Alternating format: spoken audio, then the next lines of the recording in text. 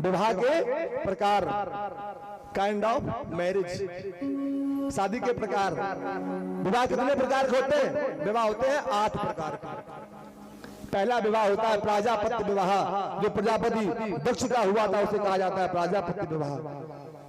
दूसरा होता है देव विवाह, जो स्वर्गलोक में इंद्रादि देवताओं का होता है, वो होता है देव विवाह। तीसरा होता है आर्ष विवाह, ये यक्षों में होता है।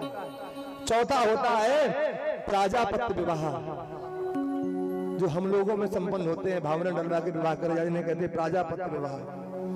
पांचवा होता है आसुर विवाह। आसुर विवाह कौन होता है? बोले किसी लड़की का मन नहीं है लेकिन घर वाले जबरदस्ती उसकी शादी कहीं और करवा देते हैं, उसे कहते हैं आसुर विवाह। छठवां होता है गंधर्व विवाह। कौन सा विवाह होता है? गंधर्व विवाह। इस विवाह में होता क्या है?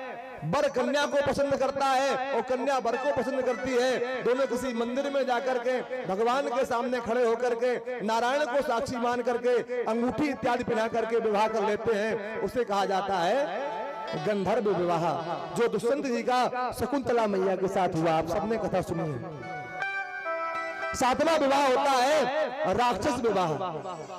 कोई कन्या है जो अपने मन में किसी को अपना पति वर्ण कर लेती है, लेकिन घर वाले उसका विवाह, पूरा घर भी तैयार है, उसके घर का कोई एक सदस्य उसका विवाह कहीं और तय कर देता है।